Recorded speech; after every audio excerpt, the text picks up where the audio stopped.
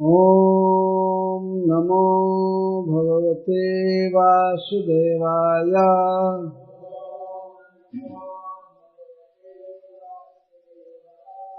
ॐ नमो भगवते वासुदेवाय।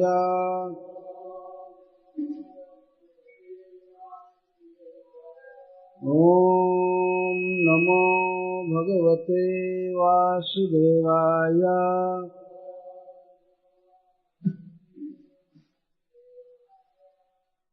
गोप्या ऊचुः साथ में सब लोग गाएंगे। आधे श्लोक 9वां श्लोक तक कपी है।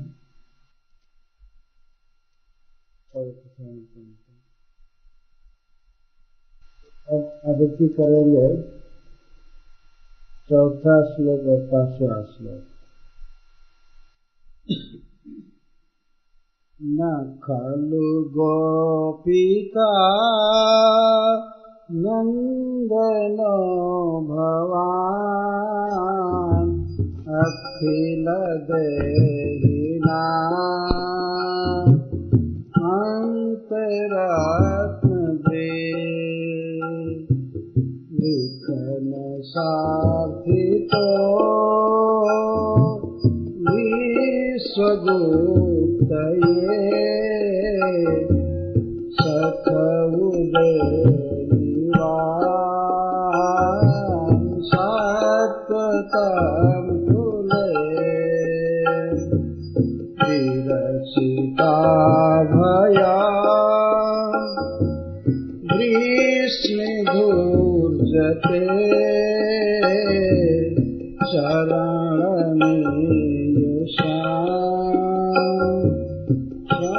संश्रितेर्भया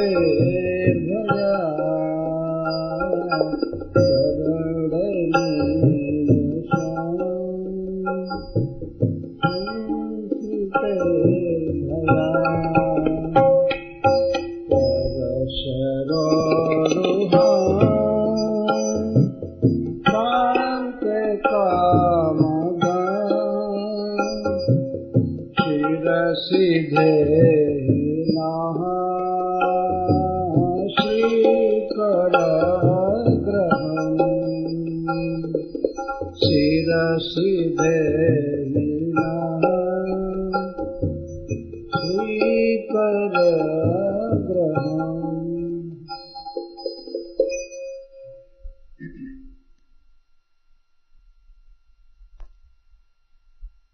न खलु गोपिका नंदनो भवान् अखिल देहिना अंतरात्म विघ्न सार्थितो विश्वगुप्तये सखउदयिवान् सत्वतं कुले।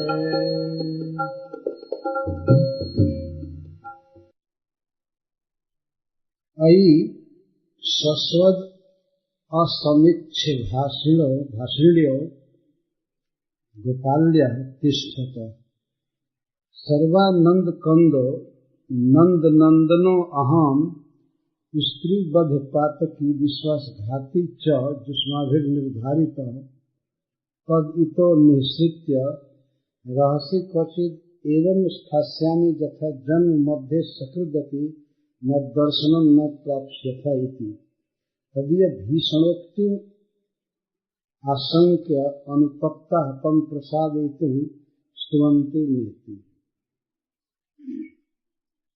जब श्री गोपीजनों ने यह कहा कि आप हमारा वध कर रहे हैं अपने नेत्र से, पहले रक्षा करके क्या किए, क्यों जिलाए कि इस समय वध कर रहे हैं मन्मथ को प्रेरित करके। गोपियों को तत्काल भावांतर में ये आशंका हुई कि श्री कृष्ण हमारे कटुक्ति से कुपित हो गए हैं। श्री कृष्ण ने कहा, गोपियां मन में सोच रही हैं, कृष्ण कहे अयि सस्वद असमीक्ष भाषण, इसमें से कहते ठाकुर कहते, अरे सदा बिना विचार के बोलने वाली गोपाल्य, पशुओं का पालन करने वाले, तुम्हें उनको बुद्धि नहीं है। गोपाल्य गोपाल का स्त्रीलिंग है, गोपाल्य। तुम लोग सदा ऐसे ही बोला करते हो, कभी सोचती नहीं हो मैं सर्वानंद कंद हूँ, सबको आनंद देने वाला हूँ, सभी प्रकार के आनंद का निधान हूँ। नंद नंदन, मैं नंद नंदन हूँ, नंद महाराज का पुत्र हूँ। और मुझे तुम लोग स्त्री बद्ध पातकी और विश्वासघाती निर्धारित कर रही हो। हम स्त्रियों का वध किए हैं, पाप किए हैं और विश्वासघाती हमको कह रही है। विश्वासघाती का अर्थ एक बार बचा करके, रक्षा करके, पाल पोष करके फिर वध कर रहे हैं। इसका मतलब हमको तुम लोग कसाई मान रही हो। कसाई लोग पशुओं का पालन करते हैं कुछ काल और उसका वध कर लेते हैं। मैं विश्वासघाती हूँ और मैं स्त्री वध का पातकी हूँ। तो ठहरो ठहरो, मैं इस स्थान से ऐसे जगह पर चला जाऊंगा कि जिंदगी भर भेंट नहीं होगी हमसे। तब गोपियां इस बात की आशंका करके श्री कृष्ण की स्तुति करती हैं, नहीं प्रियतम आप ऐसे महान हैं, ये हैं वो हैं, हमसे गलती हो गई आपके विषय में, हमने कुछ भी कहा केवल स्तुति के लिए। वास्तविकता ये नहीं कि गोपियों के मन में भावना है कि श्री कृष्ण परमेश्वर हैं और ब्रह्मा जी की प्रार्थना से जगत की रक्षा करने के लिए अवतरित हुए, ऐसा उनके मन में नहीं था। लेकिन कृष्ण को तुष्ट करके, प्रकट करने के लिए उनकी स्तुति कर रहे हैं। न खलु गोपिका नंदन भवान अखिल देहिना अंतरात्म देखन सार्थिको विश्वगुप्तये सखउदेवान सात्वतां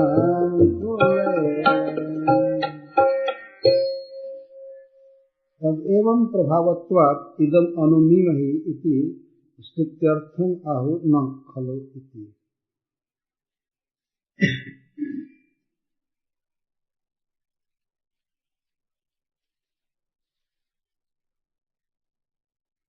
हे सखे भवान खलु निश्चितं गोपिका नंदन न भवति।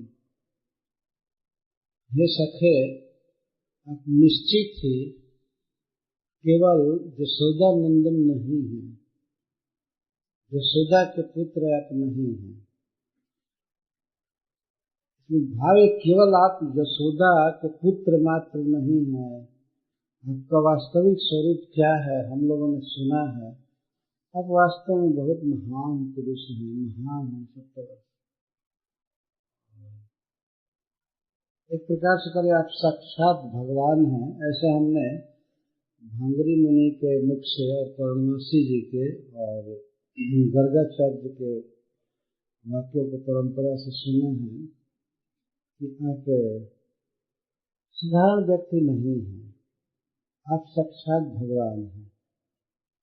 न खलु गोपी न खलु भवान,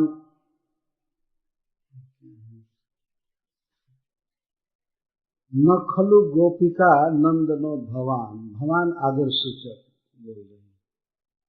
भवान है संस्कृत में आदर के अर्थ किया है। आप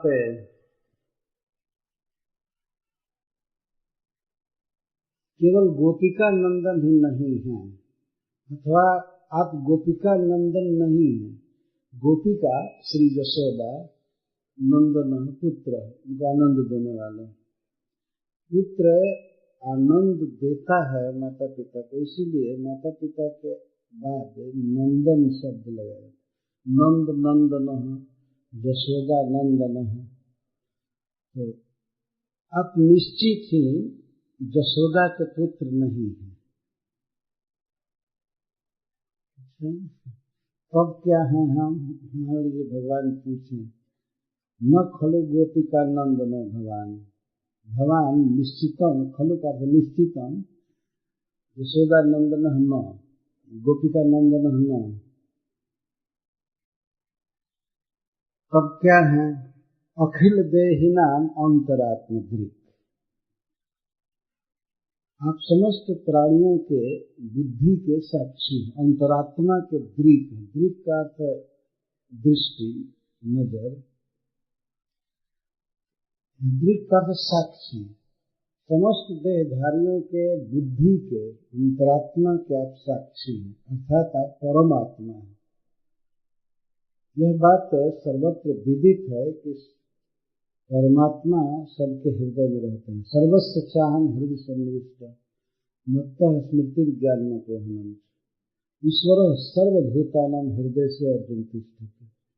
सर्वभूतानां, कोई जीव अपवाद नहीं है, चाहे वो जीव देवता हो या दैत्य हो, पशु पक्षी या मनुष्य, कुछ भी हो, किसी शरीर में हो, और सबके हृदय में श्री भगवान निवास करते हैं। यह परम सत्य विषय हमने सुना है, और सुन करके आज प्रत्यक्ष अनुमान भी करते हैं कई आपकी लीलाओं को देख करके कि आप समस्त देहधारियों के हृदय में स्थित परमात्मा है। आप यशोदा पुत्र नहीं हैं। यह क्यों कह रहे हैं? इसलिए कह रहे हैं कि यदि आप यशोदा पुत्र होते, दूसरे का दुख देखकर तुरंत द्रवित होने वाली यशोदा का गुण आप में आया होता। यशोदा दूसरे के दुख को देखकर द्रवित हो जाती, उसका पुत्र होने के कारण आप में ये दया गुण जरूर आया होता, लेकिन ये गुण बिल्कुल नहीं आया। निर्धारित करते हैं कि आप परमात्मा हैं। परमात्मा ही एक ऐसा व्यक्ति है जो सबके हृदय में है और सबके दुख सुख को जानता है, फिर भी वो द्रवित नहीं होता। असंग भाव से परमात्मा सबके हृदय में रहता है, जानता है सब कुछ। ये व्यक्ति रो रहा है, कलप रहा है, विलाप कर रहा है, लेकिन बस साक्षी मात्र देखता है। आपके इस निर्दयता गुण को देख करके हम नाम करते हैं, विश्वास हो गया कि आप यशोदा के पुत्र नहीं हैं, आप साक्षात भगवान हैं, परमात्मा हैं, सबके हृदय में। अब समझ में आ रहा है ये जो ऋषि लोग, भंगरी ऋषि आदि जो बात कहते हैं बिल्कुल ठीक है। परमात्मा अनादिकाल से समस्त जीवों के हृदय में रह रहा है, लेकिन इतना रोने के बाद भी कभी प्रकट होकर के किसी भी व्यक्ति का आंसू नहीं पोंछा होगा, है ना? परमात्मा किसी का आंसू नहीं पोंछा। देखते असप्रभु हृदय अक्षत अधिकारी सकल जीव जब दीन दुखाई। रामचरितमानस में गोस्वामी तुलसीदास जी कहते हैं कि भगवान के नाम में और भगवान में कौन बड़ा है, इस पर जरा विचार कीजिए। भगवान सबके हृदय में है, और श्रीधर स्वामी भी यही श्लोक लिखे हैं, सब इसी का अनुवाद गोस्वामी जी ने किया होगा। वेदस्तुति में एक श्लोक की टीका में श्रीधर स्वामी कहते हैं कि हे भगवान, आप अनादिकाल से समस्त जीवों के हृदय में निवास करते हैं, लेकिन आपके द्वारा संसार वृक्ष का एक पत्ता भी नहीं तोड़ा गया है आज तक। धन्य है आपका नाम कि जिह्वा पर आते ही संसार वृक्ष को मूल से उखाड़ कर खत्म कर देते हैं। केवल टच करते तो हम क्या कहें कि आप बड़े हैं कि आपका नाम बड़ा है। हरे कृष्णा कृष्णा कृष्णा हरे हरे, हरे राम राम राम हरे हरे। गोस्वामी श्री तुलसीदास जी इसी बात का अनुवाद कर रहे हैं।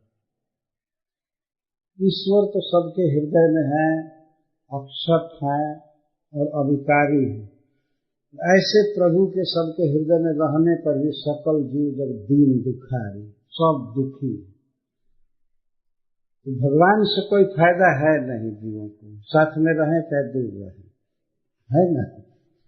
असली लाभ जो जीवों को है वो भगवान के नाम से है, और वो भी हृदय में नहीं, केवल जिह्वा के अग्र भाग पर टच करे तो जीव सुखी हो जाता है। आनंदामृतिवर्धनम प्रतिपदम। हरे कृष्णा कृष्णा कृष्णा हरे हरे, हरे राम राम राम हरे हरे। तो भगवान श्री कृष्ण की इस प्रकार की उदासीनता, उनकी प्रियाओं के करुण रोदन के बाद भी वे प्रकट नहीं हो रहे हैं, सह रहे हैं, चाहे रोवो मरो कुछ भी करो, जैसे परमात्मा सह रहा है। और अनादि काल से प्रतिदिन क्षण सब समय है हृदय में, लेकिन कुछ भी करो, रोवो या हर्षित हो, उसको उससे कुछ लेना देना है नहीं, क्यों हृदय में बैठे हैं। वास्तव में वह भी भगवान के करुणा है, सबके हृदय में बैठे हैं। अगर वे हृदय में न हो तो जीव को कुछ भी याद नहीं आएगी और कुछ भूल नहीं पाएगा, ज्ञान नहीं हो पाएगा। मत्तो स्मृति ज्ञानम अपोहनम च। भगवान जीवों को सुलाने के लिए भी हृदय में स्थित। अपोहनम, रात्रि के समय सब दुख या सुख भुलवा देते, सो जाता है, जिसको अपोहनम कहते हैं, कुछ भूल जाना। भूलना बहुत जरूरी है। संसार की बातें याद कर कर के आदमी दुखी रहता है। कुछ लोग तो रात में दवाई खाते हैं अपोहनम के लिए, विस्मृति के लिए, इसी तरह से नींद आ जाए। फिर वास्तव में भगवान नींद देते हैं प्रत्येक जीव को, ये अलग अलग, ये कहीं भगवान उसके हृदय में विराजते हैं। ऐसा नहीं कि एक जगह संस्थित होकर के सबके हृदय में स्मृति संचार कर दें। यह भगवान की दया है, करुणा है कि वे जीव का साथ कभी नहीं छोड़ते, सबके हृदय में रहते। परमात्मा के असंगता और उदासीनता को, उदासीनता आदि गुण को व्यक्त करने, जैसे परमात्मा भगवान उदासीन है सबके हृदय में, न उनके सुख से या दुख से उनको कुछ लेना है, कुछ भी विकार नहीं है। इसी तरह से हे सखे, सखे संबोधन में कहें कि हे सखे, इसका भी एक भाव है, बाद में बताया जाएगा। हे सखे, क्या कहें, आप भी सखा नहीं हैं।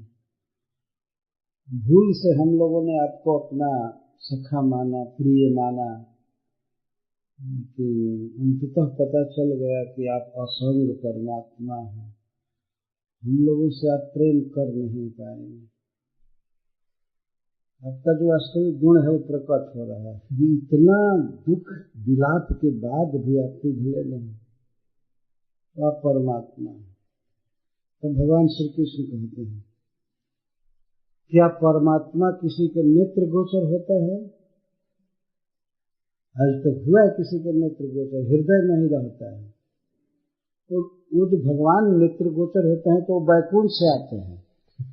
इनके कहने का आशय, भगवान के कहने का आशय है। तो जो परमात्मा सबके हृदय में रहता है, क्या कभी किसी के सामने प्रकट हुआ है, नेत्र गोचर हुआ है? तो यदि मैं परमात्मा हूं तो नेत्र गोचर कैसे हूं, किसी की आंखों के सामने कैसे हूं, इंद्रियों का विषय कैसे है? गोपियां कहती है कि विखन सार्थित, विखन सा श्री ब्रह्मणा अर्थित। हमने सुना है कि श्री ब्रह्मा जी ने प्रार्थना किया आपसे आपके अवतार के लिए, प्रकट होने के लिए, तो ब्रह्मा जी की प्रार्थना से आप विश्वगुप्त इस विश्व के जीवों की रक्षा के लिए अवतार लिए हैं। कहाँ? जदुकुल में। विखन सार्थितो विश्वगुप्त सख उदयवान सात्वताम कुल है। सात्वत जादवों में एक कुल विशेष है, अवांतर कुल।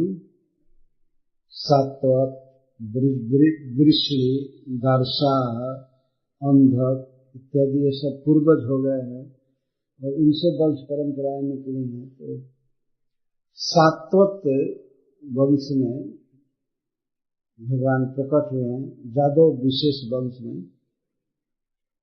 और श्री नंद महाराज भी यादव विशेष ही हैं। गोपालन में प्रवृत्त होने से इनको वैश्य माना जाता था, परंतु वास्तव में नंद महाराज यादव ही हैं।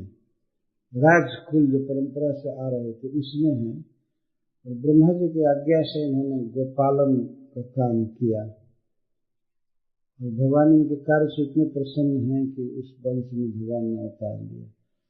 तो सातोत्तम कुल का थे वसुदेव जी के यहाँ भी और श्री नंद महाराज के यहाँ भी भगवान प्रकट हुए। तो प्रकट हुए हैं जादव कुल में, उदयवान, उदित हुए हैं, जन्म नहीं लिए।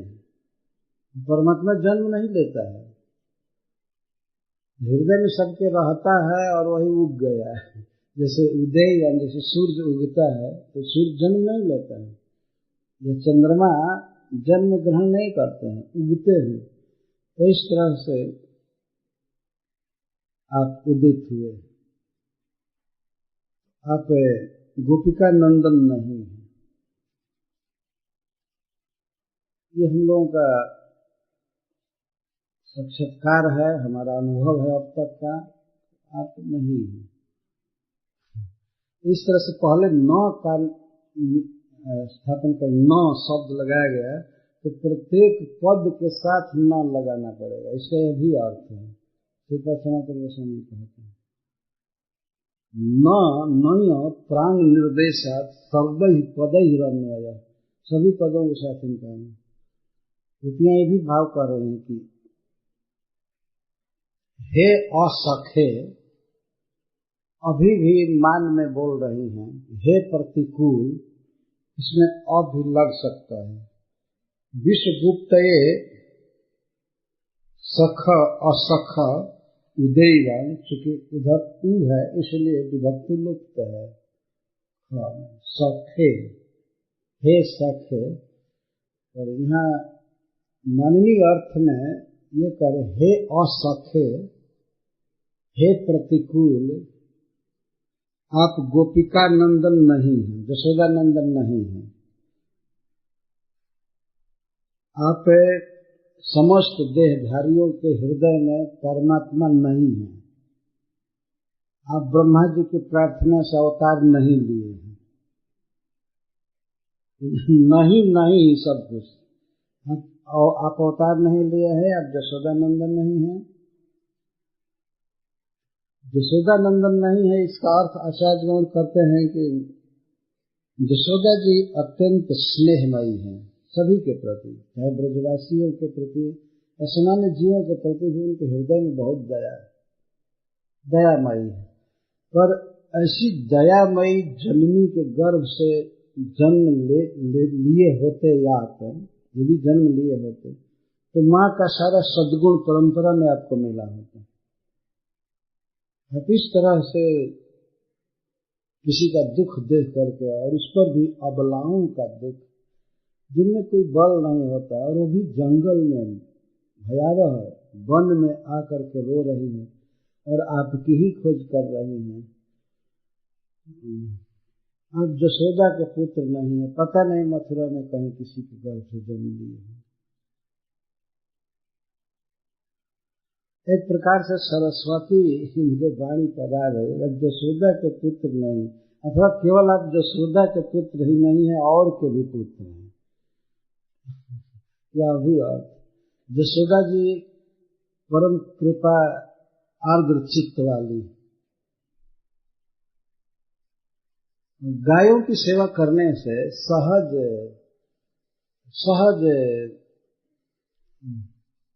सीधापन जीवन हो जाता है। गाय सबसे भली भाली जंतु है, तो उसके साथ रहने से व्यक्ति वास्तव में बिल्कुल गाय जैसा सीधा साधा सरल निष्कपट होता है। लेकिन क्षत्रियाणी के गर्भ से जन्म लिया है, वो तो युद्ध करने में बहुत कुशल होते हैं। मारना काटना यही काम है। भगवान कृष्ण उद्धव से अर्जुन से कहते हैं, सुखिनः क्षत्रिया पार्थ लभन्ते युद्ध निर्दृशम्। बड़े सौभाग्यशाली क्षत्रिय इस प्रकार का युद्ध पाते हैं। ये तुम्हारा बहुत बड़ा सौभाग्य है। मारो मारो, लड़ो इस तरह। बहुत सौभाग्यशाली ऐसा अवसर पाते हैं, सौभाग्यशाली क्षत्रिय। कहीं न कहीं तो जन्म लिए हैं, लेकिन यशोदा के गर्भ से अब जन्म नहीं लिए हैं। ये पहले निर्देश कर रहे हैं, न शब्द बोले न। भगवान निश्चितम गोपिका नंदन न।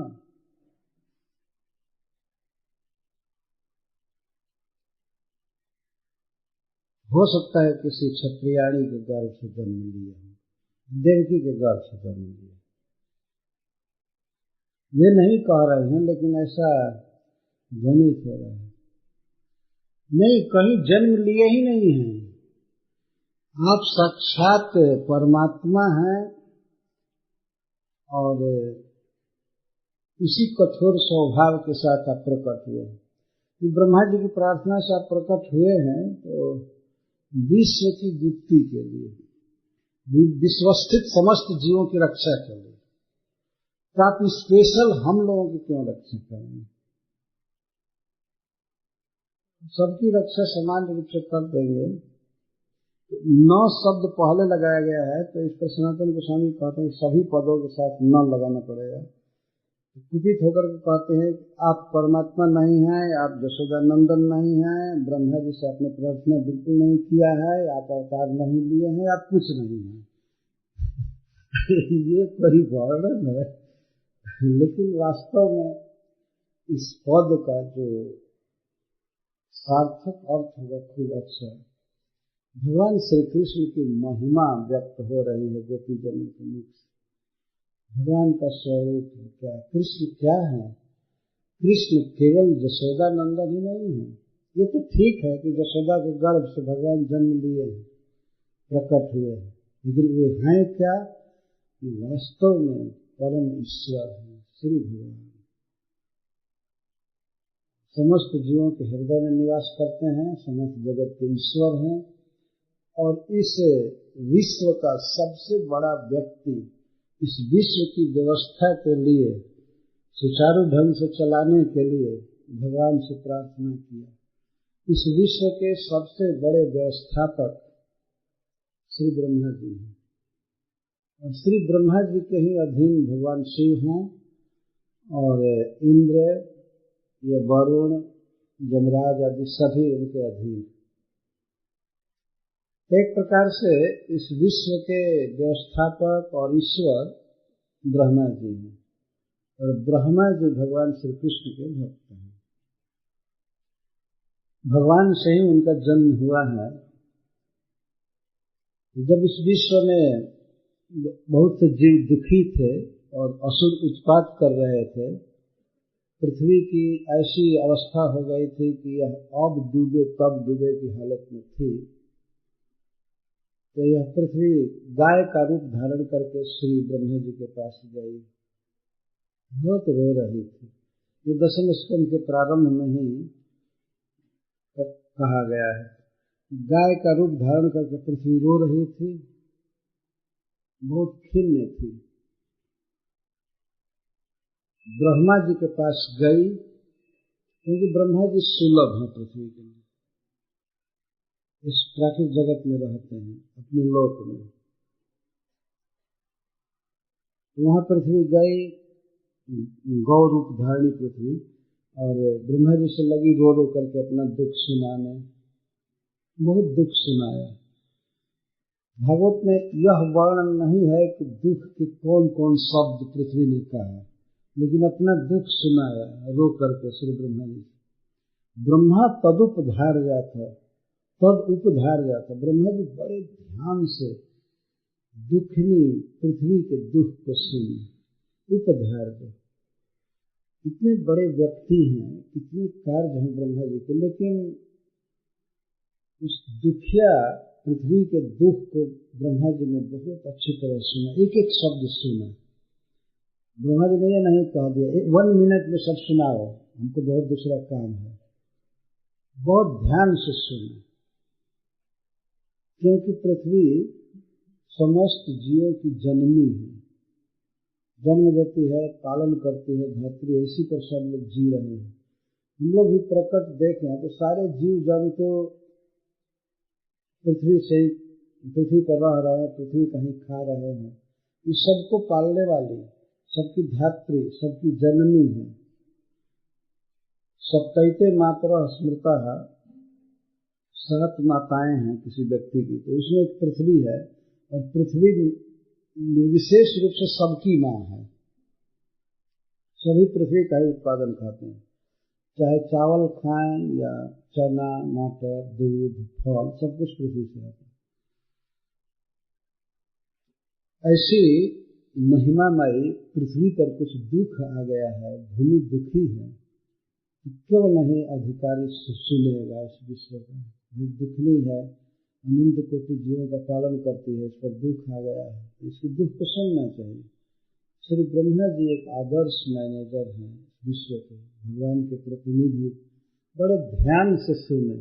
सुखदेव गोस्वामी कहते हैं ब्रह्मा तद उपधार्य, उपधार्य, उपधार्य का अर्थ बहुत निकटता से, बहुत सावधानी से सुने, और सुन करके उन्होंने तुरंत देवताओं को बुलाया। सबसे पहले भगवान शिव जी को बुलाया, इंद्र को बुलाया। वह फोन की जरूरत नहीं थी, ब्रह्मा जी का सोचना और उनको खबर हो जाना दोनों एक साथ होता था। यह तो कम से कम यंत्र की जरूरत पड़ती है, और फोन लगाए, उसमें भी बैटरी नहीं है तो भी नहीं लेगा, कुछ नहीं। ब्रह्मा जी तुरंत बुलाए समस्त देवताओं। ये नहीं सोचना चाहिए कि वो दूत भेजे, ये किए वो किए। बहुत फाइन व्यवस्था है स्वर्ग में, ब्रह्मलोक में, सब कुछ जिसकी कल्पना भी आजकल के वैज्ञानिक नहीं कर सकते। उन्होंने बुलाया, तुरंत 1 सेकंड के भीतर शिव जी आ गए, भगवान इंद्र आए, और जितने भी लोकपाल हैं, इस विश्व के व्यवस्थापक हैं, सब आए। और ब्रह्मा जी ने पृथ्वी के दुख को अपने मुख से बताया, ये दुख है, ये दुख है, ये दुख है, क्या किया जाए। वास्तव में वे करने के लिए नहीं बताया, वे ब्रह्मा जी से बताया कि आप सब लोग अपना अपना काम धंधा छोड़कर चलिए भगवान से प्रार्थना किया जाए। भगवान से हम लोग प्रार्थना करें कि भगवान इस पृथ्वी पर अवतार ले, और अवतार लेकर के इसका भारी बोझ दूर करे, सुखी करे, अपने चरण विन्यास से पृथ्वी को सुखी करे। ये भगवान तब पिघलेंगे जब हम लोग जा करके कीर्तन करेंगे। चलिए सब लोग, ब्रह्मा जी गए, शिव जी गए, और इंद्रादि सारे देवता गए, पृथ्वी भी गई। ये क्षीर समुद्र के अंदर नहीं जा सकते थे, श्वेतद्वीप में भगवान के पास, तो क्षीर समुद्र के तट पर ही उपवास करके, कुछ भी खाना पीना नहीं, कोई पानी नहीं, अन्न नहीं, कुछ भी नहीं। तो वहां तो अन्न चलता भी नहीं है स्वर्ग में, केवल लिक्विड पीते, अमृत पीते हैं देवता लोग। उपवास किए और भगवान से प्रार्थना किए। विशिष्ट रूप से श्री ब्रह्मा जी तत्र गत्वा जगन्नाथम देव देवम वृषा कपिल पुरुषम पुरुष सुक्त नवतस्थे समय उपस्थ भगवान की आराधना किए। बिना खाए पिए जो जप किया जाता है, पाठ किया जाता है, उसका विशेष महत्व है। कई बार भागवत में किसी व्रत का वर्णन है तो कहा गया है कि प्रातःकालीन भोजन के पहले इसको करना चाहिए। भोजन करने से तमोगुण बढ़ जाता है। तो ब्रह्मादि देवता तो सदा के लिए भोजन छोड़ दी, जब तक भगवान कुछ कहेंगे नहीं तब तक के लिए भोजन और नींद दोनों छोड़ दी। ये सब प्रार्थना करने लगे भगवान से, और ब्रह्मा जी पुरुष सूक्त का जप कर रहे थे, उसके साथ सारे देवता जप करने लगे। तो इसके बाद ब्रह्मा जी ध्यानस्थ हो गए, समाधि लग गई, और समाधि में श्री भगवान ने इनसे कुछ कहा, ब्रह्मा जी मैं प्रकट होने वाला हूँ, पहले से ही मुझे पृथ्वी के दुख का पता है। पहले से इस विज्ञापन के पूर्व ही मुझे सब कुछ पता है कि पृथ्वी इस तरह से दुखी है, और मैं पृथ्वी पर अवतार लेने के लिए निश्चय कर चुका हूँ। वसुदेव जी की भार्या देवकी के गर्भ से मैं जन्म लूंगा, और जन्म लेकर इस समस्त भूमि के भार को दूर करूंगा, आप लोग चिंता मत कीजिए। और ब्रह्मा जी को भगवान ने कहा कि आप देवताओं को आदेश दीजिए कि वे मेरी लीला में सहायक के रूप में जगदों में जन्म लें, और उनकी स्त्रियां मेरी प्रिया रुक्मिणी राधिका आदि की सेवा करने के लिए वे स्त्री के रूप में, गोपियों के रूप में या जादव स्त्रियों के रूप में जन्म लें। स्त्रियां भी अपने अंश से जन्म लें, देवता भी सब जन्म लें। भगवान सौभाग्य दे रहे थे देवताओं को अपने लीला में रहने के लिए। तो ब्रह्मा जी ने देवताओं को समझाया कि श्री भगवान ने समाधि में हमसे ये कहा है, आप सब लोग जादव कुल में उतार लीजिए, आपकी स्त्रियां भी अवतार लें, भगवान प्रकट होने वाले हैं वसुदेव जी के यहाँ। यह आश्वासन दे करके और पृथ्वी को समझा करके ब्रह्मा जी विदा कर दिए। ये प्रसंग ऐसा लग रहा है और स्वाभाविक है कि गोपों के यहाँ भी और जादवों के यहाँ या किसी भी व्यक्ति के यहाँ ये सब कथाएं चलती थी। भगवान श्री कृष्ण श्री भगवान है, ये बिल्कुल छिपी हुई बात नहीं है पृथ्वी पर। उसी समय जब भगवान ने अवतार लेने से पहले ही ये बात कहे तो इस बात का भी प्रचार हो गया, विष्णु अवतार लेने वाले। यहाँ तक कौन शादी को भी पता था, कौन शादी ये सब सुने थे। सुनने के बाद भी देवकी और वसुदेव जी के विवाह के दिन प्रकट हो गया कि अब तो जल्दी ही जन्म लेने वाले हैं। पहले से कृष्ण के जन्म के पहले से पता है सबको कि ये भगवान है, भगवान आने वाले हैं। आजकल जो भगवान बनते हैं इनके जन्म के पहले कुछ पता नहीं रहता है कि कीड़ा पहले कहाँ था और अब भगवान होने वाला है। वो भी जन्म लेकर के कुछ बरस के बाद भगवान होगा और इसके बाद कब्र में चला जाएगा, चाहे चिता पर चला जाएगा। तो भगवान श्री कृष्ण भगवान हैं, ईश्वर हैं, इस बात का पहले से ही प्रचार था। और जब ये अवतार लिए लीला करने लगे, कंस वध आदि की, गोवर्धन धारण आदि लीला, सब जगह जन जन में ये बात थी कि कृष्ण तो भगवान हैं, कृष्ण साक्षात भगवान। यदि आज कोई व्यक्ति पर्वत उठाकर खड़ा हो जाए तो संसार के समस्त न्यूज पेपर्स में और वीडियो टेलीविजन में सब जगह वही बार बार दिखाया जाएगा कि नहीं। वही 7 दिन खड़ा हो जाए, थोड़ा सा केवल 2 मिनट खड़ा हो जाए तो उसी के चित्र से सारा संसार भर जाएगा। जब भगवान यहाँ थे और मान लीजिए जिस दिन गोवर्धन धारण उन्होंने किया, और वो भी धारण किस स्थिति में किया कि स्वर्ग का राजा इंद्र खिलाफ कर रहा था, विरोध कर रहा था, मारने जा रहा था ब्रज को, उस समय धारण किए।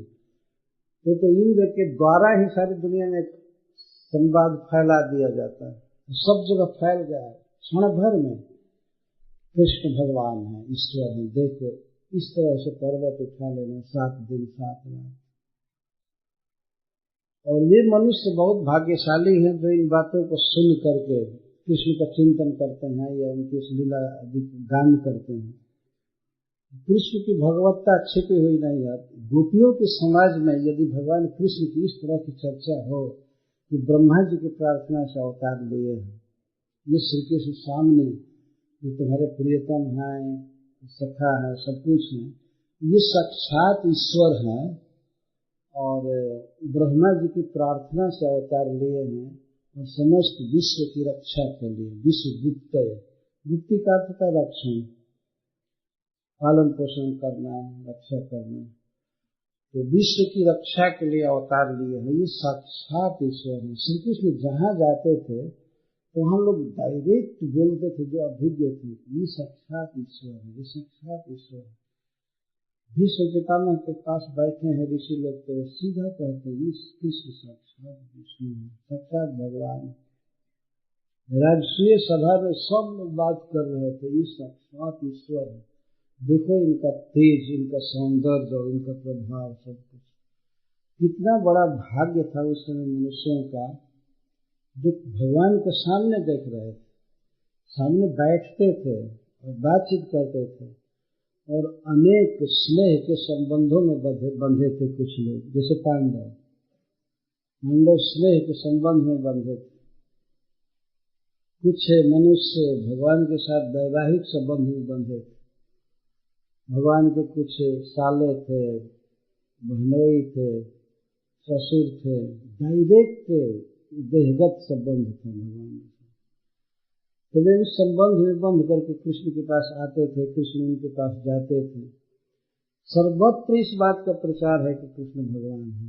अगर गोपियां ये कहें कि हे प्रियतम, आप केवल यशोदा नंदन ही नहीं हैं, आप साक्षात ईश्वर हैं, आप साक्षात परमात्मा हैं, तो यह बिल्कुल स्वाभाविक बात है। भले गोपियों की दृष्टि में यह केवल स्तुति मात्र है, वो तो जानती हैं कि कृष्ण कुछ भी हो पर हमारे प्रिय हैं, हमारे प्रियतम हैं। हमको चरण पर गिर करके मनाते हैं, हमारा श्रृंगार करते हैं, हमको इतना मान देते हैं। यही भाव उनका नित्य सिद्ध भाव है। और बाकी श्री कृष्ण का ऐश्वर्य यदि सुनती है, उन्हें प्रिय लगता है, ऐश्वर्य की बात सुनते हैं, कृष्ण भगवान है, कृष्ण ये किए, जैसे कृष्ण मथुरा में चले गए, कंस का वध किए, अनेक राजाओं से भगवान का परिचय बढ़ा, क्षत्रियों से। गोपियां इस बात को सुनकर बहुत खुश होती थी, बहुत प्रसन्न होती थी, हमारे प्रियतम को संसार में ये सफलता मिल रही है।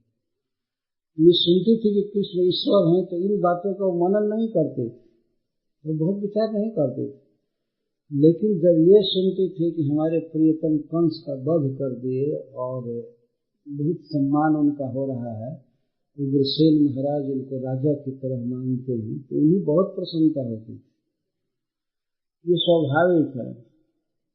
गोपियां इस विरह के समय भगवान कृष्ण की स्तुति में अगर इनके गुणों को कह रहे हैं तो बिल्कुल स्वाभाविक। हे प्रियतम, आप केवल गोपिका नंदन नहीं हैं, आप समस्त देहधारियों के भीतर स्थित परमात्मा हैं और विश्व की रक्षा के लिए श्री ब्रह्मा के द्वारा आप प्रार्थित हैं। उन्होंने प्रार्थना किया, उनकी प्रार्थना से आप सात्वत कुल में उदयवान प्रकट हुए हैं, इसीलिए आप हमारे दुख को दूर करने में समर्थ हैं, हमारी प्रार्थना को पूरा करने में आप समर्थ हैं। इसका एक ये भाव है कि आप साक्षात ईश्वर है, साक्षात भगवान हैं। हम बहुत सी गोपियां हैं पर आप सबके मनोरथ को पूरा कर सकते हैं। सभी जीवों की रक्षा के लिए जब आप अवतार लिए हैं तो फिर ब्रज में 2-4 हजार गोपियों का रक्षण करना, और वो भी रक्षण आपके द्वारा इतना ही है कि आप दर्शन दीजिए। तो ऐसी बात नहीं है, ऐसी मांग नहीं कि हम आपसे बहुत बहुत मांग करते हैं, हमको ये दीजिए वो दीजिए। आप केवल हमारे दृष्टि के सामने हो जाइए, हम आपका हंसता हुआ मुख देख करके आप सुखी हो जाएंगे। तो जब आपका ये कार्य ही है समस्त विश्व की रक्षा करना, पालन पोषण करना, आप इस विषय में परम प्रवीण हैं और समर्थ हैं, इसीलिए तो श्री ब्रह्मा जी ने आपसे प्रार्थना की। संपूर्ण विश्व के दुख को मिटाने में केवल कृष्ण समर्थ है। आपने सुना कि सारा देवमंडल एक जगह जुटा है, कैसे विश्व सुखी होगा, कैसे सुखी होगा। ये हुआ कि जो सुखी करने में समर्थ है उसको पुकारा जाए। सबको विदित है कि भगवान के अलावा कोई सुखी नहीं कर सकता है। जैसे कभी कभी हम लोग बोलते हैं विश्व का कल्याण हो, सारे विश्व का मंगल हो। सारे विश्व का मंगल तो भगवान का नाम कर सकता है। भगवान के नाम कीर्तन से सारे विश्व का मंगल होता है, उनके स्मरण से, भजन से। तो इस प्रकार है प्रियतम, आप समर्थ हैं सबके दुख को मिटाने में, आप कृपया करके दर्शन दीजिए। वैसे प्रारंभ में ही कहा गया कि गोपियों के वाक्य के अर्थ को श्याम सुंदर जानते हैं, जो दूसरा कोई व्यक्ति समर्थ नहीं है जानने में। भगवान श्री कृष्ण की कृपा से भले कोई समझ जाए, लेकिन अपने आप गोपियों के वाक्यों का वास्तविक अर्थ तो श्री भगवान जानते। सनातन गोस्वामी पाद जी अर्थ करते हैं असखे, अ को रह करके, असखे हे प्रतिकूल, हे दुख। और सखा वो है जो सुख दे, आनंद। लेकिन आप तो जब से आपसे संबंध हुआ तब से केवल दुख ही दे रहे।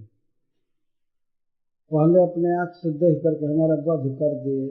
दैव जोग से हम जी रही हैं या वे कैसे जी रही है क्या कहे, लेकिन आपने तो हमारा वध कर ही दिया आंख से।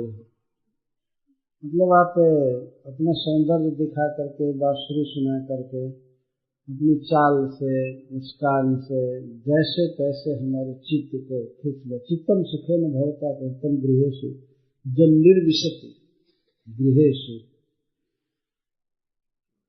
गोपियां कहते हैं कि हमारा चित्त पहले लगता था घर गृहस्थी में, लेकिन आप अपने सर्व सुंदर इस स्वरूप को दिखाकर मेरे चित्त का आकर्षण कर ली सब ओर से।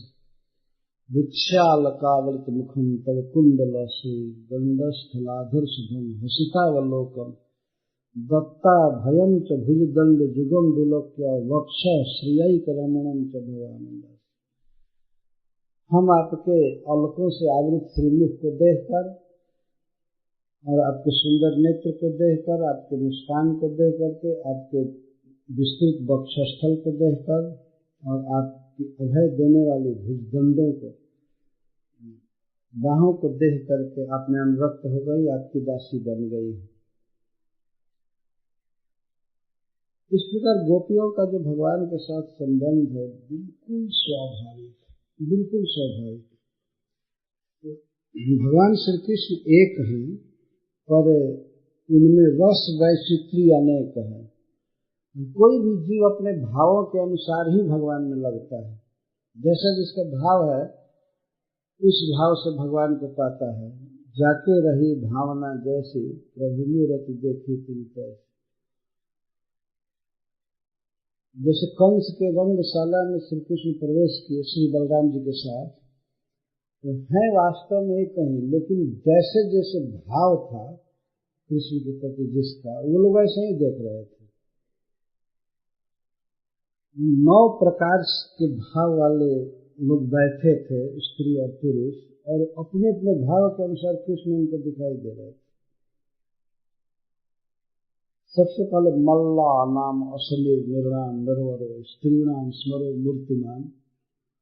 जब पहलवानों ने देखा, वास्तव में वहां पहलवानों का ही दंगल होने वाला था, कुश्ती होने वाली थी, और प्लान ये था कि कृष्ण बलराम को मल्ल क्रीड़ा के बहाने मार देना, जैसे मर्म स्थान में घुसा मार देना, या जैसे तैसे मर्म जनता न समझे। लेकिन वो रंगशाला का निर्माण और उसका उद्देश्य यही था, इसी के लिए किया गया था, कृष्ण बलराम को मारना। और ठीक कंस के योजना के अनुसार समय पर बिल्कुल कृष्ण बलराम पहुंच गए। लेकिन भगवान चूंकि लीला पुरुषोत्तम है तो आते आते हाथी को मार करके आए, और हाथी का दांत दोनों, एक एक दांत दोनों भाई ले लिए थे, रश्मि काछे थे। शहर में जैसे लोग सभ्य लोग वस्त्र पहनते हैं ऐसे नहीं पहने थे। हाथी को जब मारना था तो भगवान श्री कृष्ण अपना परिकर बांधे, कमर में धोती को बांधे और रश्मि काछ लिए हाथी को मारे, दांत उखाड़े, एक दांत दे दिए बलराम जी को और एक दांत वो ले करके चले गए। टप टप खून टपक रहा था, हाथी दांत में भी बह रहा था, बहा था खून, और किसी के देह पर भी था। इस तरह से सभा में प्रवेश करना बेढंगा प्रवेश था। सभा में सभ्य बन करके जाना चाहिए। सभ्य का अर्थ होता है सभा में बैठने लायक सभ्य।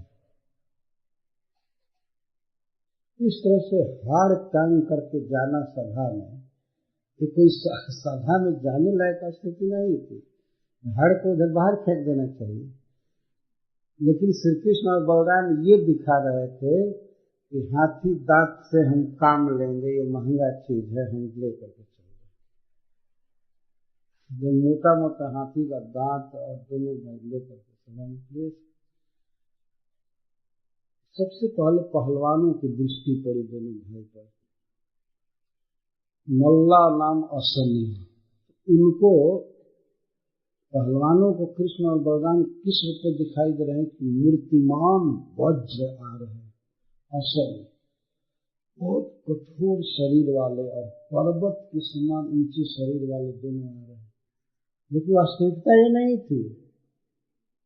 वास्तविक बात यह थी कि परम सुंदर सुकुमार किशोर अवस्था के दोनों बच्चे, किशोर में भी पूरा नहीं आए थे, ये तो 11 साल के थे और उस समय प्रवेश कर रहे थे। ये लोग डर गए, बहुत भय लगा उनको, पहलवानों को। चारों मुष्टि के सल तोसल आदि पहलवान थे, बहुत कठोर लगे।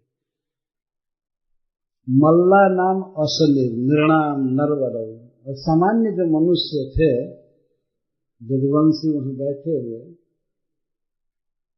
और भी लोग, उन्होंने देखा सबसे सुंदर मनुष्य नरवरव, श्रेष्ठ मनुष्य, शरीर की बनावट के अनुसार और भाव भाव चाल ढाल, और हाथी दांत को देख करके भी उनमें उनकी कोई जुगुप्सा नहीं हुई, घृणा बुद्धि नहीं हुई। बहुत सुंदर नरवरव, नरवरव का अर्थ मनुष्य में श्रेष्ठ, बहुत सुंदर लग रहा है। स्त्रीणाम स्मरो मूर्तिमान, और स्त्रियों को दोनों भाई ऐसा लगे कि साक्षात मूर्तिमान कामदेव उपस्थित है, दो रूप में, बहुत सुंदर बहुत सुंदर। यह श्रृंगार भाव वाली, उज्ज्वल भाव वाली स्त्रियों को ऐसा दिखाई पड़ा। ये दोनों साक्षात कामदेव, अर्थात अति सुंदर अति विदग्ध और अति रसिक दोनों भाई प्रवेश किए। उनको विकरालता नहीं दिखाई दे रही, क्योंकि वास्तव में श्री कृष्ण तो विकराल थे नहीं, बहुत सुंदर। मल्ला नाम असली नृणाम नरवरव स्त्रीणाम स्मरो मूर्तिमान, और कैसे है गोपा नाम स्वजन, और जो श्री कृष्ण के अपने गोप थे, कुछ गोप गए थे अपनी भेंट लेकर के नंद बाबा के साथ, ब्रजवासी जो पहले ही सभा में जाकर के सीट ले लिए थे, बैठ गए थे। कृष्ण ने कहा था कि मैं मथुरा घूम करके आऊंगा, आप लोग चलिए। नहीं, सवेरे नित्य क्रिया करके कृष्ण बलराम ने कहा कि हमको तो कहीं न कहीं सीट दे ही देंगे लोग, आप लोग जा करके सीट ले लीजिए। गोप लोग पहले जा करके उस गैलरी में बैठे थे, स्टेडियम में पहले बैठे थे। उन लोगों ने भी देखा कृष्ण बलराम को, तो स्वजन उनको श्री कृष्ण और बलराम अपने बिल्कुल सखा के रूप में या पुत्र के रूप में नंद बाबा आदि को पुत्र के रूप में, ठीक जैसे कृष्ण हैं वास्तव में वैसे दिखाई दे। स्वजन, गोपा नाम स्वजनों, असतांग विराट, असतांग क्षितिभुजा, जो दुष्ट राजा उसमें आकर के बैठे थे, असतांग क्षितिभुजा, पृथ्वी को भोगते हैं राजा, जो क्षितिभुज भूख कहते हैं, ये जो आए थे। असतम का अर्थ है कि जितने भी कंस के फ्रेंड्स जुटे थे राजा लोग, कंस बहुत बलवान था तो उसके अधीन कई राजा जुटे थे उस अवसर पर। फेस्टिवल क्या था, दिखाने के लिए धनुष यज्ञ था, पर फेस्टिवल का उद्देश्य था कृष्ण बलराम को मारना। उस सभा में ये असत, ये दुष्ट लोग जुटे हुए। असताम क्षितिभुजाम शास्ता, जब इन असत राजाओं ने देखा कृष्ण बलराम को, उन्हें ऐसा लगा कि राजाओं का भी राजा, राजाओं को दंड देने वाला शासक आ गए। उनको ऐसे दिखाई पड़ा, यह तो निश्चित हमारा वध करेंगे दोनों। राजाओं को ये भय समा गया। शास्ता, शास्ता का अर्थ शासक, दंडदाता, विकराल उनको दिखाई दिए कि दंड देने के लिए आ गए। यही इसी रूप में उनको दिखाई गए थे, शास्ता। और स्वपित्र शिशु, और उसे सभा में नंद बाबा आदि और वसुदेव जी के साथी कुछ बैठे थे। ये स्वपित्र, ऐसा लगता है कि उस सभा में श्री वसुदेव और देवकी को भी बैठाया गया था, कुछ काल के लिए जेल से ला करके और बैठाया गया देखने के लिए सृष्टि में। तो अपने माता पिता को बिल्कुल अपने शिशु के रूप में दोनों दिखाई दिए। वैसे किशोरावस्था के कृष्ण नहीं दिखाई दे, बिल्कुल शिशु, छोटे बच्चे के रूप में दिखाई दे रहे, जो बिल्कुल स्नेह के पात्र हैं, इस तरह से दिखाई दे। सुपित्रो शिशु, मृत्युर भोजपते, और भोजपति कंस को ऐसे दोनों भाई दिखाई दे, साक्षात मृत्यु उपस्थित, भयावह रूप में दिखाई दिए दोनों। यही देखा कि हमारी मृत्यु साक्षात मूर्तिमान होकर दो रूप में आई, विराट अविदुषान।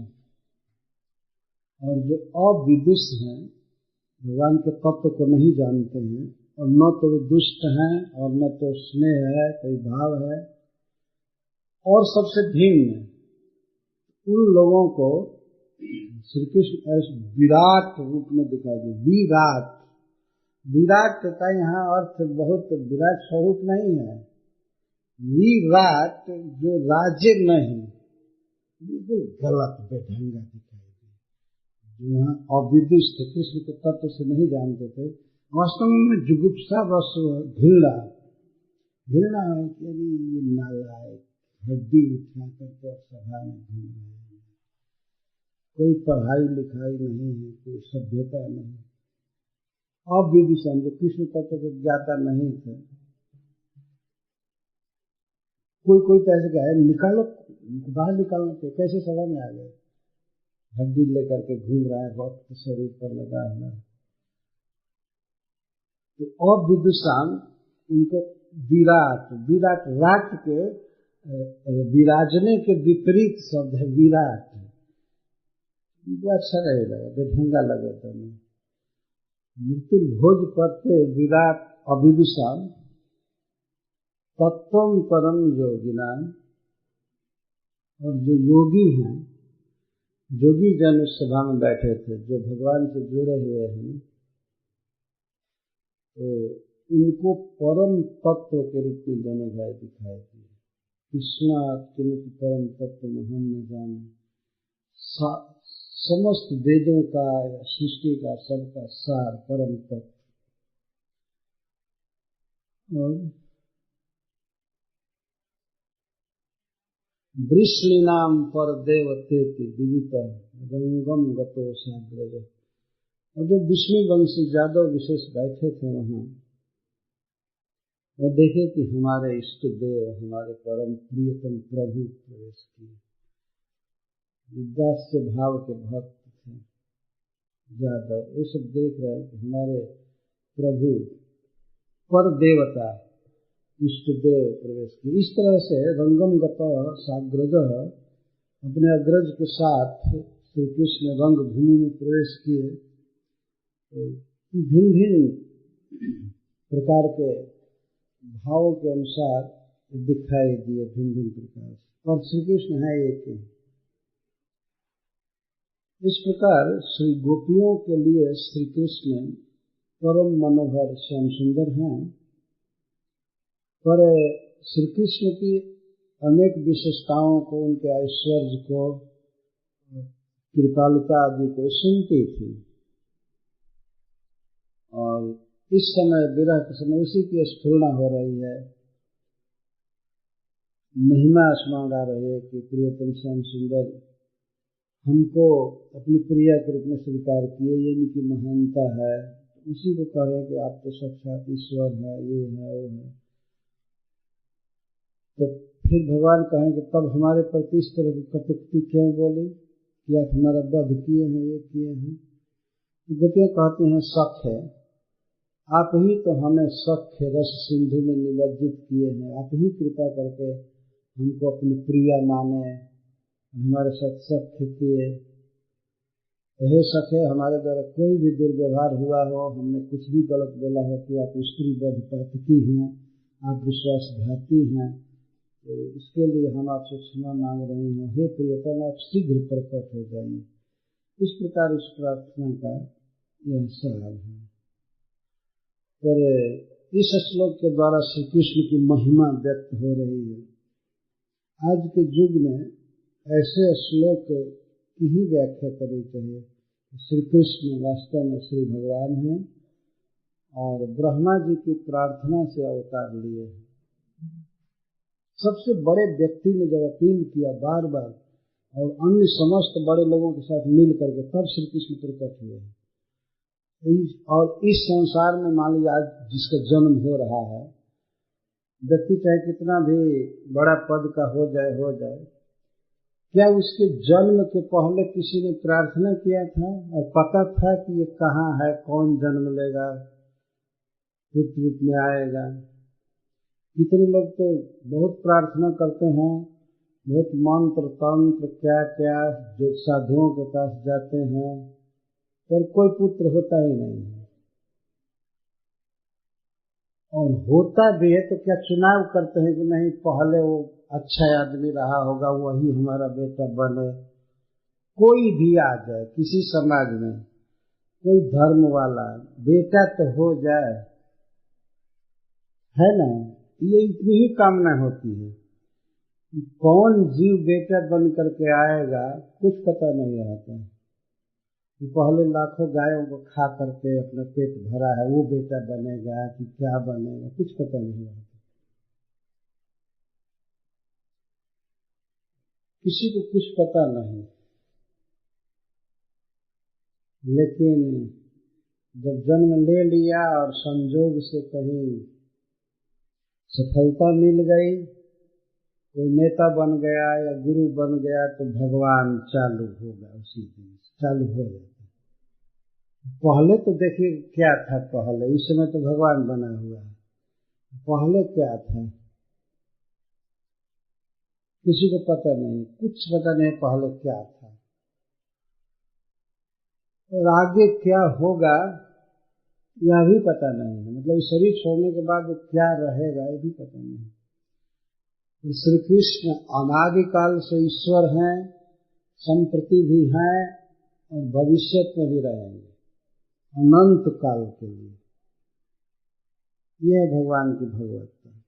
और उनके अपने स्वजन जो इस तरह से प्रेम रस में बंधे हुए हैं, उनको बिल्कुल अपना मानते हैं, फिर भी उनके मुख से उनकी महिमा व्यक्त होती रहती है। श्री कृष्ण सच्चा परमात्मा है और बहुत बड़ा काम करने के लिए दूसरे का उपकार करने के लिए ब्रह्मा जी की प्रार्थना से जन्म लिए। ये सामान्य बात नहीं है कि ब्रह्मा जी जिससे प्रार्थना करें कि अवतार लीजिए, और वो भी पूरे विश्व की रक्षा के लिए।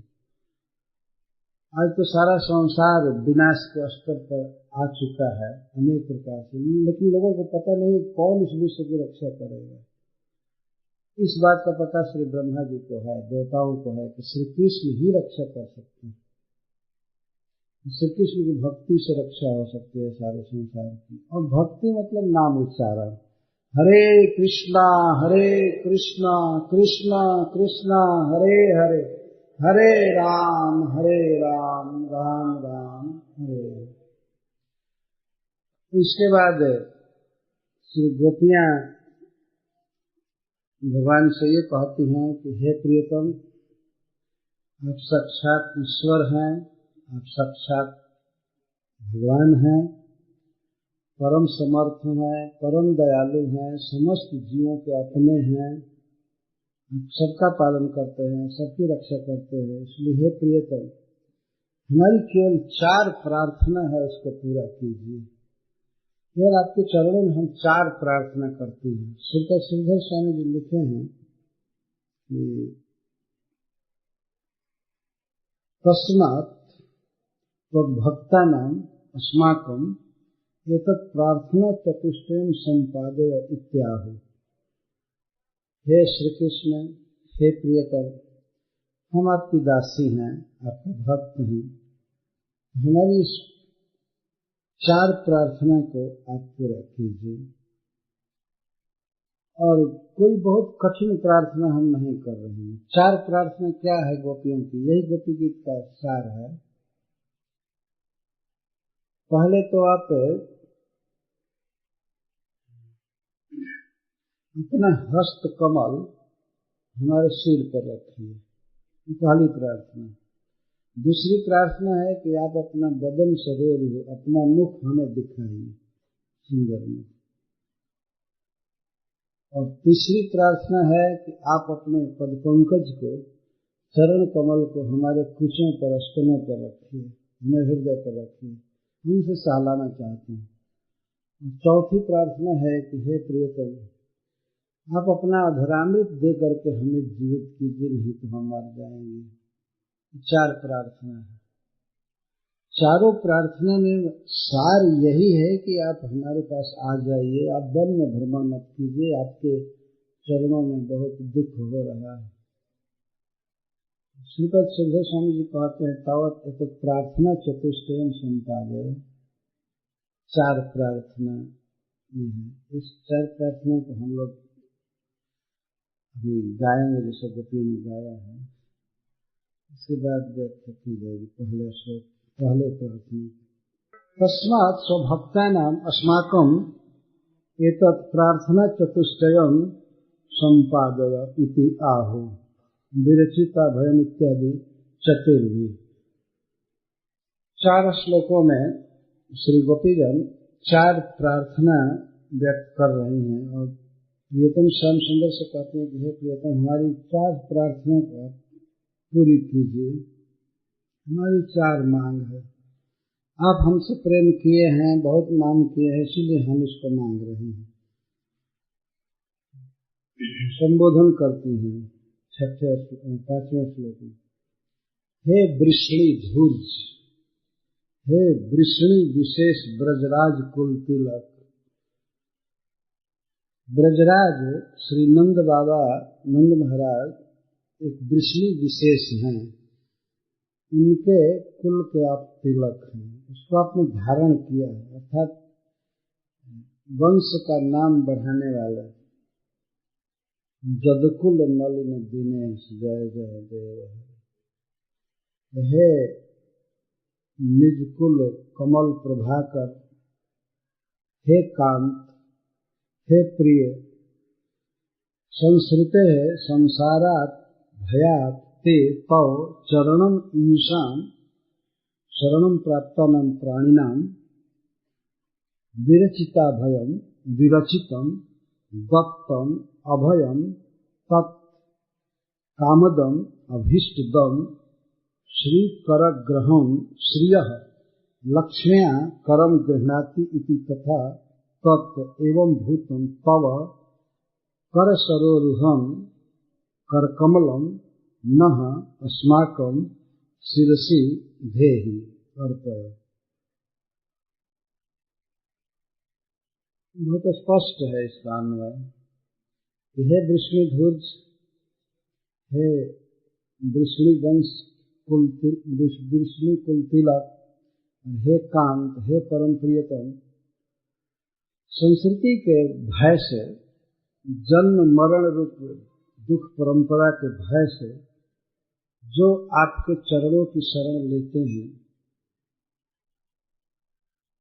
उन शरणागत प्राणियों के दुख का विनाश कर देते हैं। विरचिता भयम, विरचितम का अर्थ दत्तम, आपकी चरण शरण में जो जीव आते हैं तो उन्हें आप सदा के लिए अभय दान देते हैं, जन्म मृत्यु से मुक्त कर देते हैं, अर्थात मुक्ति देने वाले हैं, मोक्ष देने वाले।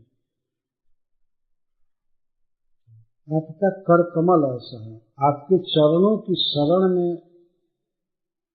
जो लोग आते हैं तो सबसे पहले आप अपने हाथ से कर कमल की विशेषता बता रही हैं कि आपके हस्त उसे अभय दान देते हैं, जन्म मृत्यु के दुख से बचा लेते हैं।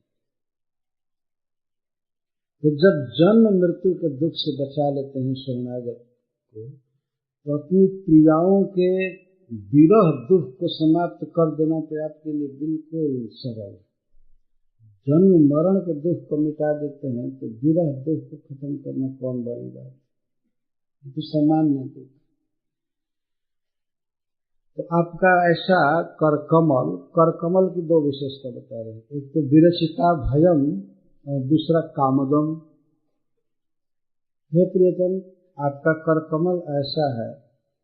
कर कमल से तात्पर्य पूरा श्री कृष्ण समझना चाहिए हमेशा, परंतु फिर भी अंग विशेष गुण गा रहे हैं। संस्कृतिर भयात तो चरण मीयुषाम विरचिता भयम कामदम, जीवों के प्राणियों के सर्वविध अभीष्ट को पूरा करने वाले।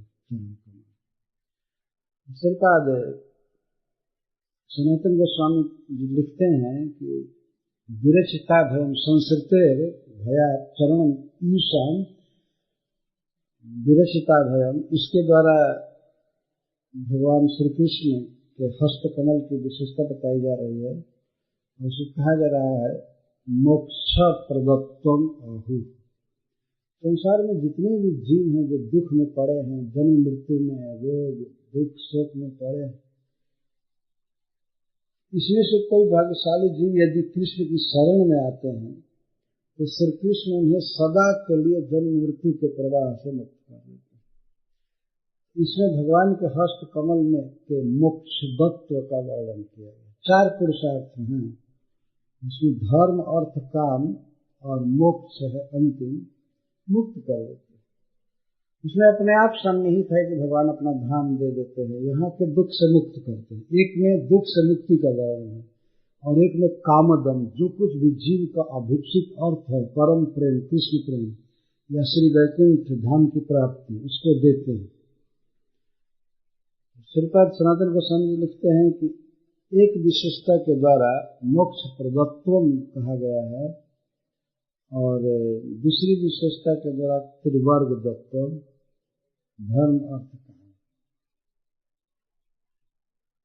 श्री कृष्ण सब कुछ के दाता है और विशेष करके मोक्ष देना, मुक्ति देना, संसार के दुख से मुक्त करके अपने नित्य धाम में बुला लेना, यह कार्य कोई दूसरा देवता नहीं कर सकता है। महाराज मुचकुंद के प्रसंग में बात सिद्ध है। देवताओं ने स्पष्ट कहा महाराज मुचकुंद से कि महाराज हम आपको स्वर्ग की कुछ संपत्तियां दे सकते हैं, आपकी आयु की वृद्धि कर सकते हैं, लेकिन सॉरी महाराज हम आपको वैकुंठ नहीं दे सकते। यह अधिकार केवल भगवान विष्णु को है। इसको जन्म मृत्यु से मुक्त करना यह केवल भगवान विष्णु के हाथ में है और कोई नहीं कर सकता, कोई देवता। यहाँ तक भगवान शिव, ब्रह्मा जी ये सब नहीं कर पाएंगे। इस संसार का वो भोग दे देंगे, वो फैसिलिटी दे देंगे रहने के लिए, जैसे रावण को दिए शिव जी, ब्रह्मा जी हिरण्यकश्यप को दिए, माता दुर्गा जी कंस को दी, खूब फैसिलिटी। लेकिन अज्ञान से जन्म मरण से मुक्त नहीं कर पाए। जन्म मरण से कौन मुक्त करता है? भगवान। यहाँ तक कि शत्रु भाव से जो भगवान की याद करते हैं उनको भी मार करके ये शरीर बंधन खत्म करके अपने धाम में भेज देते हैं। संस्कृतिर भयात, और कोई संस्कृति के डर से, भय से, जन्म मृत्यु के भय से श्री कृष्ण की शरण ले, उसे तो भगवान का हस्त कमल सदा के लिए वैकुंठ दे देते हैं। हम तो संस्कृति के भय से आपका भजन नहीं कर रहे हैं, ये प्रियतम हम तो बड़े प्रेम से आपकी सेवा करना चाहते हैं, हमको कोई संस्कृति का भय नहीं। अगर संस्कृति का भय है तो हमारे लिए संसार क्या है? संस्कृति और संसार दोनों एक बात है। हमारे लिए संसार भय है। हमारे पति, हमारे ससुर, हमारी सास या स्वजन आदि जो आपके मिलने में बाधा देते हैं, यही हमारे लिए संसार है, बहुत भारी बंधन है। लेकिन हमने अनुभव किया है, गोपियां कह रही हैं, जब से आपके हस्त कमल का संस्पर्श हमको मिला है, तब से उस संस्पर्श के प्रभाव से जब हमारा संसार भय चला गया, इसकी चिंता नहीं है। उस शरणागत भाव से जब हम आपके चरणों के शरण में आए, हमने आपको देखा, आपकी सेवा किया, तो हमारा संसार तो समाप्त है। गोपियों के लिए संसार यही है। और ऐसे परिवार को संसार कहते ही हैं, और संसार का खुलम खुला अर्थ है पत्नी। संसार, संस्कृति। किम जाया संस्कृति, ऐसे कहते। एक बार संत से मैं मिलने गया, गौड़ीय संत करुण सिंधु बाबा जी महाराज, कृपा सिंधु, भगवत पृथ्वी में गया था। तो वे पूछे, पहली बार मैं ये शब्द सुना, संसार किया है कि नहीं? मैं तो जगह कुछ समझा नहीं, संसार किया है कि नहीं। वे स्वाभाविक गति से पूछ रहे थे, संसार किया है कि नहीं। मैं कुछ उत्तर नहीं दिया, कुछ पूछा नहीं, कुछ समझ नहीं आया कि संसार किया कि नहीं। उनके एक शिष्य थे, वो पूछ रहे, अरे विवाह किए कि नहीं? नहीं, मैं संसार नहीं किया। संसार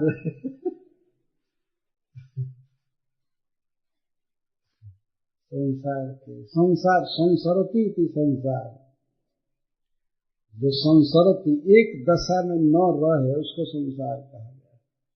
जो इस शरीर में एक दशा नहीं रहती है, कौमारम यौवनम जरा तथा देहांतर प्राप्ति, कुमारावस्था, यौवन अवस्था, वृद्ध अवस्था, अंत में भस्म अवस्था, या जो भी विद अवस्था है शरीर की जो भी होती है, इसको संसार कहते हैं।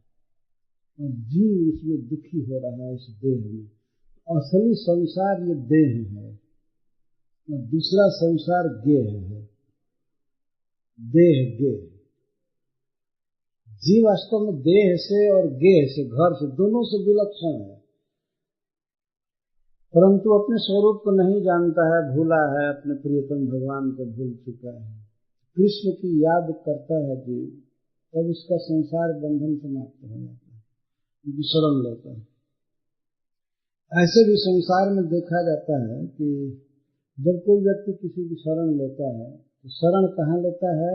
चरणम ईयुषाम, चरण की शरण लेता है।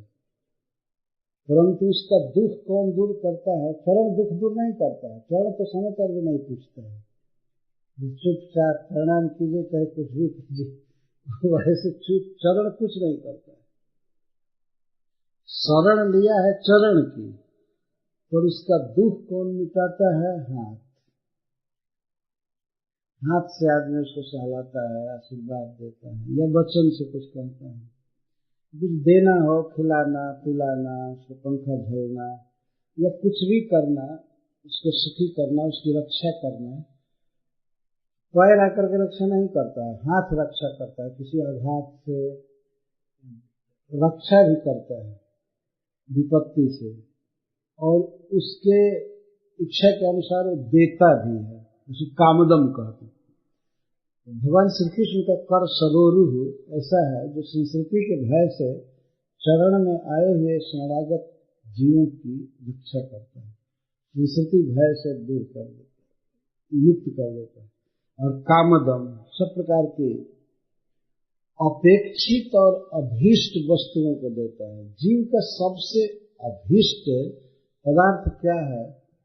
भगवान श्री कृष्ण से मिलन, कृष्ण की सेवा की प्राप्ति, वैकुंठ प्राप्ति। जीव कृष्ण के साथ हो जाए, कृष्ण की सेवा करे, जीव का परम पुरुषार्थ यही, इसको काम कहते हैं। काम दम, काम को देता है, हस्तकम। श्री कृष्ण जीव के सब प्रकार के मनोरथ को पूरा कर देते हैं और उसके आगंतुक के दुख को हर लेते हैं, जन्म मृत्यु का दुख हर लेते हैं। और जन्म मृत्यु के बीच में जो भी दुख है, दरिद्रता, रोग आदि सब कुछ हर लेते हैं, नित्य जीवन देते हैं, शाश्वत जीवन देते हैं। तो हे प्रभु, हे प्रियतम, हे कांत, आप अपने ऐसे कर कमल को न अस्माकं शिरसि धेहि, केवल एतावत हमारी प्रार्थना है, इतनी ही प्रार्थना है, और ज्यादा प्रार्थना नहीं है। आपके हाथ से हम और नहीं मांग रहे हैं, हस्त कमल को ही मांग रहे हैं कि आप हमारे सिर पर रख दीजिए। हे प्रियतम, आप यदि अपना कर सरोरु हमारे सिर पर रख देंगे, हम शीतल हो जाएंगे, हम जल रही हैं, हम मर रहे हैं, हमें बहुत दुख है। आप प्रकट होकर के यहाँ आ करके यदि अपने कर सरोरु हमारे सिर पर रख देंगे तो हमारी जलन मिट जाएगी। और एक तीसरी विशेषता हस्तकमल की बताई है, श्री करग्रहम। श्री करग्रहम, श्रिया, श्री जी का, लक्ष्म्या, लक्ष्मी जी का करम गृह्णाति इति तथा तत्व। आपने श्री का कर ग्रहण किया है, इसका अर्थ है कि हे प्रियतम, आप इतने महान हैं, आप इतने सौभाग्यवान हैं, महान है सब तरह से, कि लक्ष्मी जी आपकी गृहिणी हैं, पत्नी हैं, उनके साथ आपने पानी ग्रहण किया है। तो हमारा तो ये दुस्साहस नहीं हो रहा है कि हम आपके साथ पानी ग्रहण करें, हम आपके योग्य नहीं हैं। जबकि लक्ष्मी से भी कोटि गुना भाग्यवती और योग्य गोपियां हैं, लेकिन दैन्य बस कह रही हैं। श्री कर ग्रहण, आपने श्री का कर ग्रहण किया है, श्री के साथ पानी ग्रहण किया है। विवाह में तो पानी ग्रहण ही मुख्य चीज है ना, अपने पानी से स्त्री का पानी पकड़ना कुछ मंत्रों के साथ, जो पानी ग्रहण संस्कार का, ये संस्कार है। संस्कार इसलिए इसको कहते हैं कि एक स्त्री का जब पानी ग्रहण किए, हाथ पकड़े, उसके अलावा संसार की सारी स्त्रियां या तो पुत्री हुई या मां हो गई, किसी के साथ कोई प्रकार का दूषित विचार नहीं, व्यवहार नहीं, तो इसको संस्कार कहा गया। और वास्तव में अपनी पत्नी से संतुष्ट रहना, इसको धर्म कहा गया है। गीता में भगवान कहते हैं, धर्मा विरुद्धो भूतेषु कामोऽस्मि भरतर्षभ। हे भरत ऋषभ अर्जुन, भूतेषु जो प्राणियों में धर्म के अविरुद्ध काम है, काम वासना है, वो मेरा स्वरूप है। मैं काम हूँ, मैं काम वासना के रूप में हूँ, यदि वह धर्म के अविरुद्ध है, अनुकूल है। तो इसका अर्थ है कि अपनी पत्नी से कोई व्यक्ति संतान प्राप्ति के लिए संबंध रख रहा है और उसमें काम आ रहा है केवल पुत्र प्राप्ति के लिए, और उचित देश में, उचित काल में, उचित परिस्थिति में वह पत्नी के साथ संग करना चाहता है, वह धर्म के अनुकूल वह संग है, तो साक्षात मैं हूँ। इतना पवित्र संबंध है, मैं खोल करके कहना भगवान के मुख वह मेरा स्वरूप है। इसीलिए हमारे भारतीय संस्कृति में ये बात कही गई है कि विवाह एक संस्कार है, जीव को शुद्ध करने के लिए किया जा रहा है। वह एक धारा में हो जाए नियोजित ढंग से और वह भगवत पथ पर चले, भगवान की भक्ति करे, चले, लेकिन अपने अधिकार के अनुसार अपने ट्रैक पर चले। ये संस्कार है। स्त्री के साथ है भगवान ने पाणी ग्रहण संबंध किया। तो श्री जी इस विश्व की सबसे श्रेष्ठ महिला है। केवल इस प्राकृत जगत में नहीं, अप्राकृत जगत में भी श्री जी सबसे श्रेष्ठ है। इस सबसे महान महिमा वाली स्त्री जिसकी पत्नी है, वह व्यक्ति कितना महान होगा कि श्री जी उसको अपने पति के रूप में बनाई। श्री जी ने सबका तिरस्कार करके, सबको छांट करके भगवान को अपना पति बनाया। यह अभी अभी कथा जमुना नगर में कहने का अवसर मुझे मिला था। श्री जी का विवाह समुद्र मंथन, किस तरह से वे भूत भविष्य वर्तमान में हुए बड़े बड़े लोगों में दोष निकाल रहे हैं, बिल्कुल निर्दोष और सर्व सद्गुण मंडित केवल विष्णु। तो उनके गले में वरमाला डाला श्री जी ने, तो श्री भगवान ने उनके साथ विवाह किया। उनका कर पकड़, हे प्रियतम, हे काम, उसी कर सरोरुह को न शिरसी धेहि, न बहुवचन में है, न अस्माकम, न तुम मम, एक वचन में नहीं, अस्माकम बहुवचन में, हमारे मस्तक पर रखिए धे, और शिरस सिर एक वचन में है। बहुवचन में कह रहे हो अपने को, तो सिर एक वचन क्यों कहें?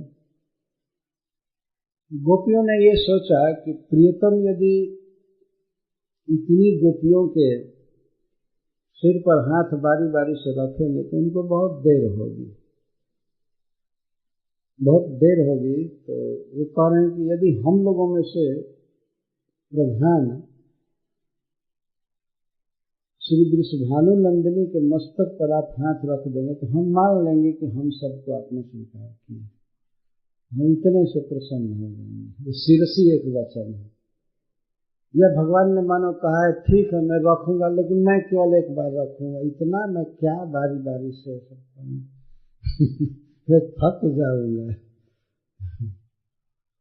शिरसी धेहि। विष्णु चक्रवर्ती का जी बहुत रसिक के भाव से बोलते हैं कि क्यों सिर पर रखें, आपके वक्षस्थल पर रखने की मेरे हाथों में भी भिक्षा रहती, इच्छा रहती है रखने, आपके कुछ पर, आपके स्तन पर ही रखूंगा, इसमें क्या हर्ज है?